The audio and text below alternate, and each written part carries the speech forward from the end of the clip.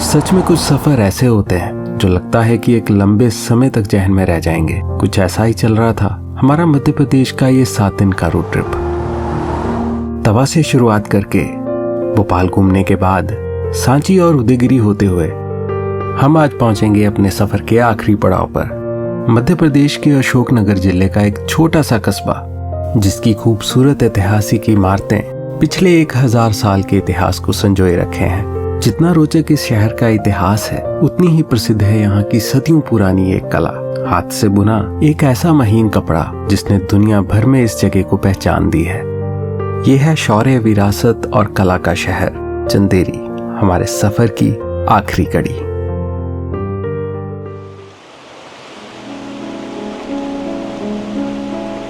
A very good morning. सुबह के 7 और बाहर बहुत बारिश हो रही है।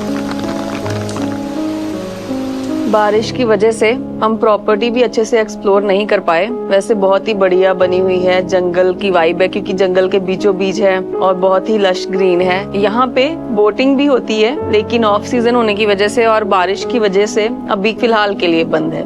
8 बजे का ब्रेकफास्ट है, तब तक हम रेडी हो जाएंगे क्योंकि आज हमें निकलना है चंदेरी के लिए।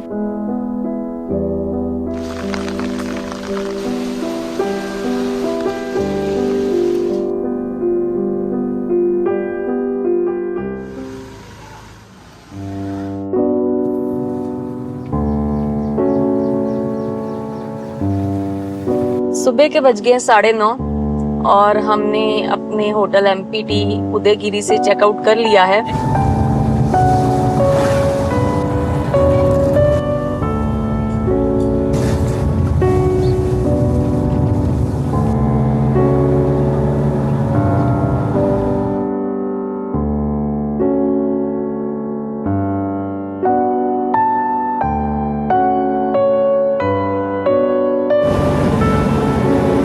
पिछले कुछ दिनों में इस एरिया में इतनी बारिश हुई है कि अभी हम पीछे एक नाला क्रॉस करके आए हैं जो कि ऑलमोस्ट बंद होने वाला था। पुलिस वगैरह वहां पे आके खड़ी थी, जस्ट हमारी गाड़ी निकल के उन्होंने बंद कर दिया उसको। तो अभी होप कर रहे हैं कि आगे कुछ वैसा रोड बंद ना हो।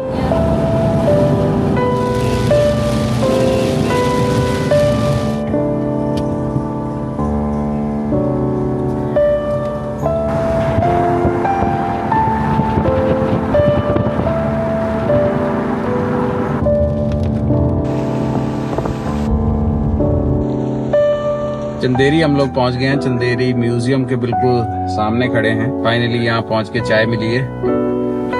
नाइस, अच्छी है।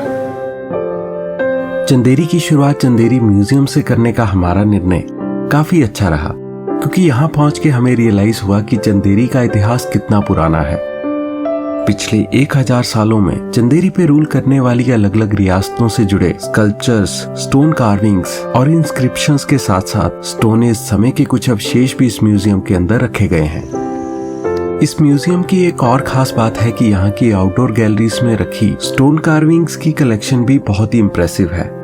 चंदेरी म्यूजियम अभी हम देख के बाहर आए हैं, बहुत ही ब्यूटीफुली बना हुआ है। बहुत सारी स्कल्पचर्स बाहर भी रखी हुई हैं, तो वो भी अभी मौसम की वजह से ठंडी ठंडी हवा चल रही थी तो हमने बाहर वाला पार्ट भी काफी एंजॉय किया। तो तकरीबन 1 घंटा हमने यहाँ पे स्पेंड किया। तो अभी कौशिक महल की ओर जा रहे हैं।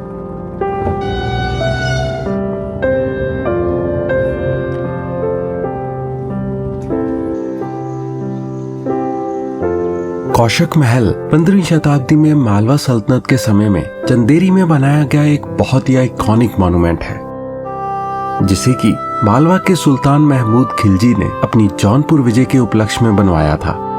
कहा जाता है कि इस इमारत को ओरिजिनली एक 7 मंजिला रॉयल पैलेस के रूप में डिजाइन किया गया था, लेकिन आज की तारीख में इसके केवल 3 माले देखने को मिलते हैं। ये इमारत पूरी बनी या बाद में ढह गई, इस बात की पुष्टि तो कहीं पे नहीं है, लेकिन जो चीज इस इमारत को आज भी बहुत आकर्षक बनाती है वो है इसका बेहद सिमेट्रिकल डिजाइन, जिसमें कि अफगान आर्किटेक्चर का इन्फ्लुएंस क्लियरली झलकता है। अफगान आर्किटेक्चर की खास बात है कि इसमें ज्यादातर तवज्जो ऑर्नामेंटेशन की बजाय इमारत को एक किले जैसी मजबूती देने पे होती है, और ये बात कौशिक महल की चौड़ी पत्थर की दीवारों को देख के समझी जा सकती है। कौशिक महल हम लोग देख के आ गए। बहुत ही खूबसूरत बना हुआ है। अभी तो ये मॉन्यूमेंट इनकम्प्लीट है तो इतना खूबसूरत लग रहा है, अगर ये कहीं कंप्लीट होता तो कितना आलीशान होता, हम लोग इस बात की तो बस कल्पना कर सकते हैं। अभी टाइम 3:30 हो गए और हमने लंच नहीं किया है। कौशिक महल से निकलने के बाद हमने डिसाइड किया कि क्यों ना अपने होटल की तरफ ही चला जाए, लंच भी हो जाएगा और वहां से चंदेरी फोर्ट भी बिल्कुल वॉकिंग डिस्टेंस पे ही है। एमपीटी किला कोठी एक हेरिटेज प्रॉपर्टी है जिसे कि मध्य प्रदेश टूरिज्म ने एक होटल में कन्वर्ट किया है और काफी अच्छे से मेंटेन भी रखा है।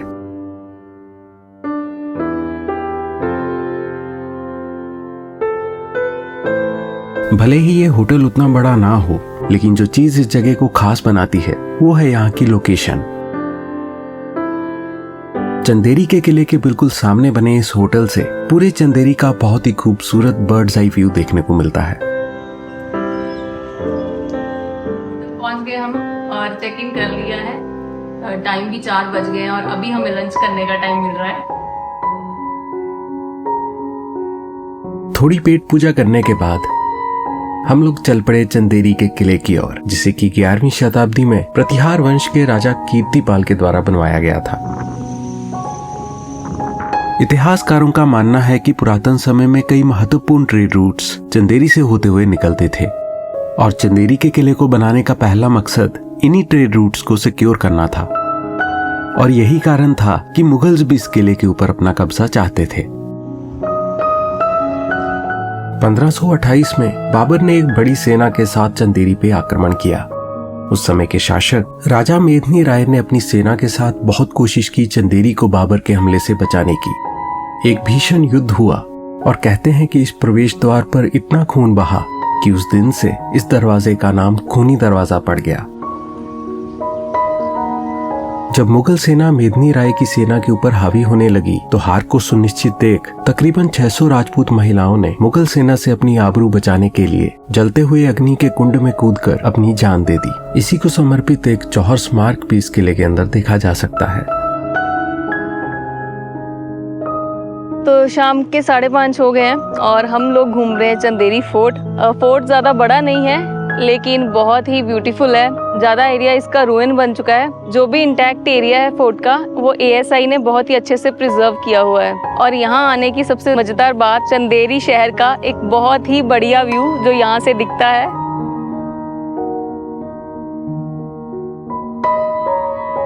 तकरीबन 1000 साल के इतिहास में कई अलग अलग रियासतों ने इस किले पे राज किया और अपनी अपनी छाप छोड़ी और यही कारण है कि इस किले को चंदेरी के इतिहास का एक बहुत ही अटूट अंग माना जाता है। फोर्ट देखने के बाद चंदेरी का एक बहुत ही खूबसूरत सनसेट हमने अपनी होटल की टेरेस पे बैठ के देखा और इसी दौरान हमें पता चला कि चंदेरी के किले पे एक लाइट एंड साउंड शो भी होने वाला है। मैं हूं खूनी दरवाजा। वैसे पहले मुझे हाथी दरवाजा कहते थे। तकरीबन 1000 साल पुराने इस किले का नकीब है।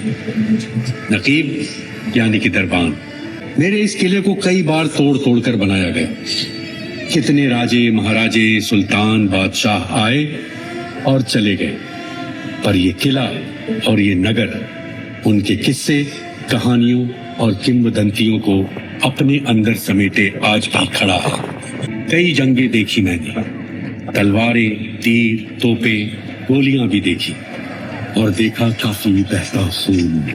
मेरी कहानी यूं तो 900 साल पुरानी है, मगर इस नगर का किस्सा है युगों पुराना। मगर इतनी पुरानी विरासत के बावजूद चंदेरी की असली पहचान उतनी पुरानी नहीं है और वो पहचान है यहाँ का रेशमी सूती ताने बाने से बुना हवा सा महीन कपड़ा। तकरीबन आधे पौने घंटे के इस लाइट एंड साउंड शो में चंदेरी के हजारों सालों के इतिहास को बहुत ही खूबसूरती से पेश किया गया, जिसमें कि चंदेरी के सारे हिस्टोरिकल मॉन्यूमेंट्स की एक ब्रीफ इंट्रोडक्शन भी शामिल थी। और जब कुछ सुनने वाले मिल जाते हैं तो मैं भी बस बुन देता हूँ अल्फाजों से चंदेरी का ताना बाना।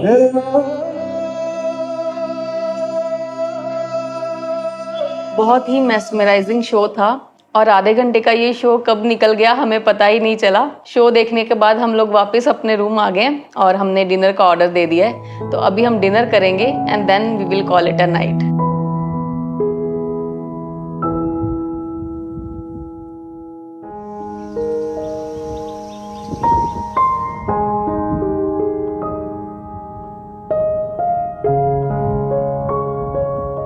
Very good morning from Chanderi. सुबह के बज गए 7 और हम लोग जा रहे हैं चंदेरी एक्सप्लोर करने।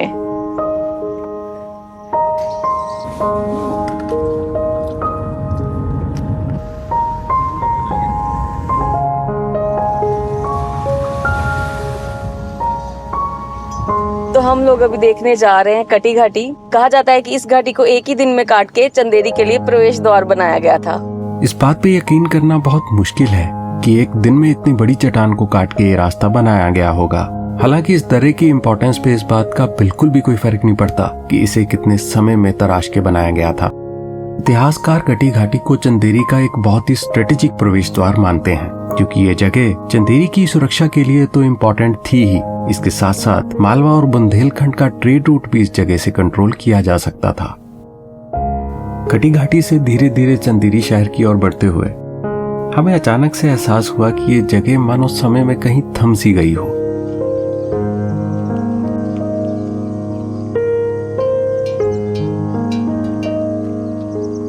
लेकिन हमारे लिए तो घड़ी के कांटे चल रहे थे, तो ज्यादा देरी ना करते हुए हम लोग अगली लोकेशन पे पहुंच गए।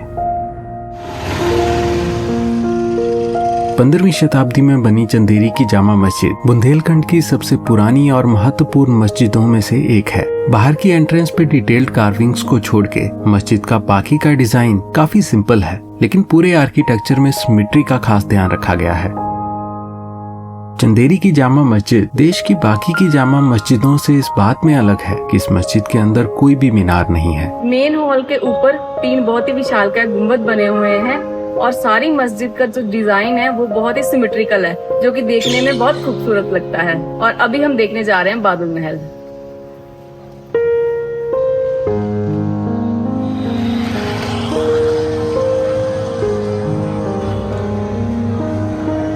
इस मॉन्यूमेंट के अंदर प्रवेश करते ही पता चला कि आज की तारीख में बादल महल का तो कोई नामो निशान ही नहीं है। 500 सालों के बाद खड़ा है तो इस बादल महल का एक प्रवेश द्वार, जो कि अपने विशाल कद और पत्थर की बारीक जालीदार नक्काशी के लिए जाना जाता है।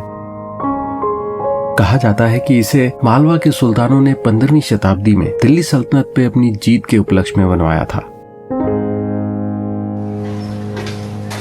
चंदेरी की गलियां घूमते घूमते हम लोग देखने जा रहे हैं राजा रानी महल।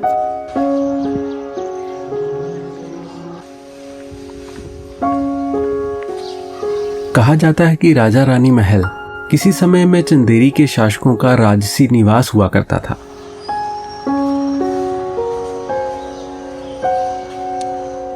इस परिसर के अंदर 2 अलग अलग महल हैं, राजा महल और रानी महल, जो कि आपस में गलियारों से जुड़े हुए हैं।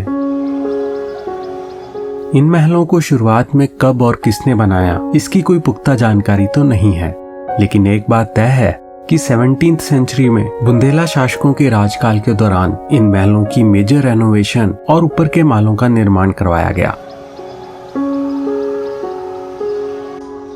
आज की तारीख में इन दोनों महलों का अधिकतर हिस्सा खंडर हो चुका है।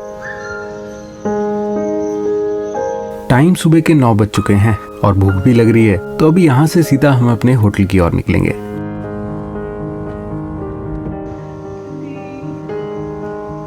नाश्ता करने के बाद होटल चेकआउट करते करते सुबह के 11 बज गए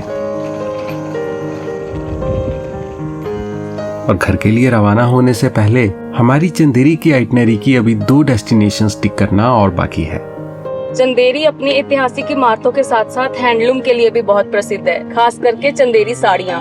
तो अभी हम लोग एक हैंडलूम पार्क जा रहे हैं। चंदेरी के हैंडलूम पार्क को एशिया का सबसे पहला हैंडलूम पार्क माना जाता है। ये परिसर इसलिए भी खास है कि यहाँ पे मशहूर चंदेरी फैब्रिक की खरीदारी के साथ साथ उसके पीछे के वीविंग के प्रोसेस को देखा और समझा जा सकता है।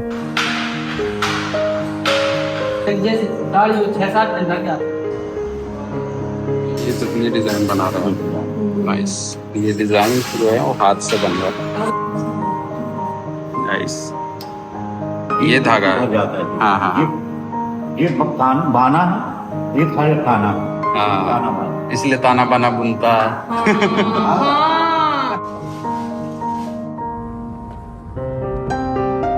सो चंदेरी से हमने थोड़ी सी शॉपिंग करी और खरीदी है कुछ चंदेरी साड़ियाँ। वैसे साड़ी नहीं है, सूट है, लेकिन डब्बे के ऊपर साड़ी लिखा हुआ है। तो अभी हम निकले हैं अपना चंदेरी का आखिरी पड़ाव शहजादी का रोजा देखने। हम लोग पहुंच गए हैं शहजादी का रोजा। चंदेरी के एक शांत कोने पे बने इस छोटे से मकबरे के पीछे एक बहुत ही रोचक कहानी है। इसके बाहर की तरफ जो आर्चेज हैं वो कुछ ऐसे ही हैं जैसे हमने जामा मस्जिद में देखे थे। कहते हैं कि एक समय पे चंदेरी के एक राजा की बेटी को किसी आम सिपाही से प्यार हो गया और राजा ने इस बात से खफा होके सिपाही को दूर किसी जंग में भेज दिया जहां उसकी मौत हो गई। शहजादी इस सदमे से उबर नहीं पाई और उसने खाना पीना त्याग के इसी जगह पे अपने प्राण त्याग दिए। उसकी मौत के बाद राजा को उसकी सच्ची मोहब्बत का एहसास हुआ और उसने उसकी याद में इस मकबरे का निर्माण करवाया। शहजादी के रोजे के बिल्कुल सामने है परमेश्वर तालाब और यहाँ पे एक पुरातन मंदिर भी है। चलिए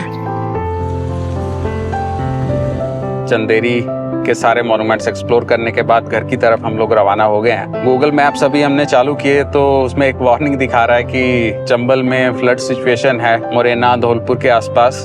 तो वी आर होपिंग कि NH 44 में ऐसा कुछ दिक्कत ना हो।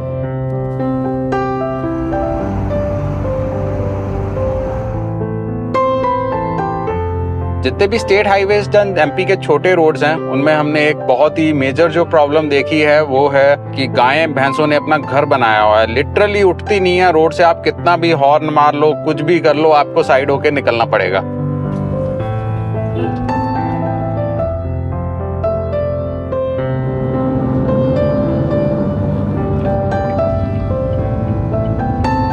शाम के 4 बज गए और हमारी लंच ब्रेक हो गई है। स्प्रिंग रोल मंगा रहा हूँ, मुझे अच्छा लगता है।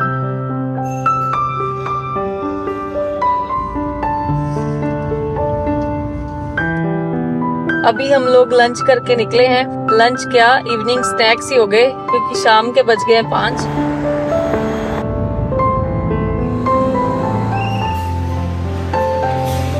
चाय स्टॉप के लिए रुके थे और चाय का स्वाद बहुत ही बढ़िया था।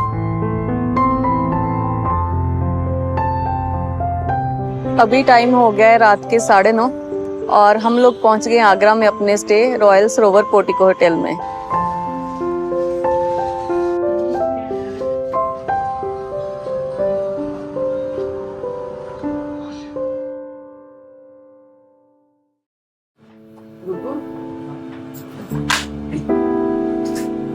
Very good morning. सुबह के बज गए 6:10 और हम लोग निकल रहे हैं अभी घर के लिए आगरा से।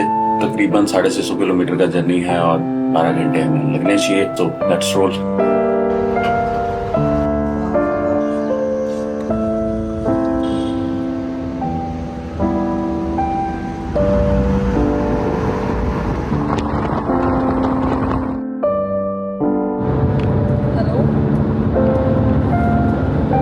सुबह के अभी 9:30 हो गए हैं और दिल्ली हमने बाईपास कर लिया है। अभी ब्रेकफास्ट नहीं किया है। पहलवान ढाबे के पराठे हमने एक बार खाए थे, काफी अच्छे लगे थे। वही प्लान कर रहे हैं। अभी मेरे ख्याल से 20 मिनट और लगेंगे।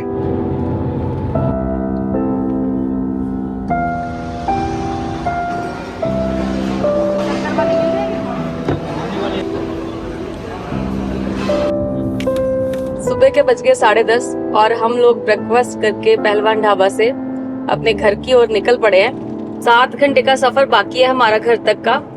मौसम बादल छाए हुए हैं तो अच्छा लग रहा है।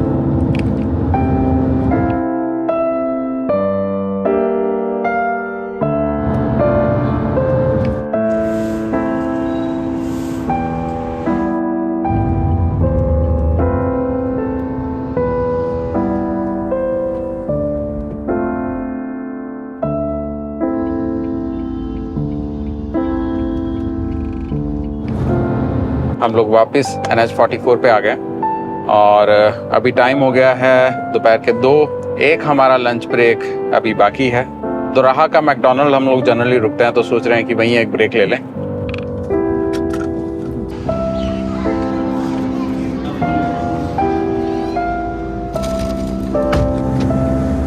तो मैकडी में लंच करके अभी हम लोग 1 घंटा आगे आ गए हैं। यहाँ से तकरीबन हमें 2 घंटे और लगेंगे घर के लिए। तो इस व्लॉग को यहीं क्लोज करते हैं। Stay tuned till the next one. Piece.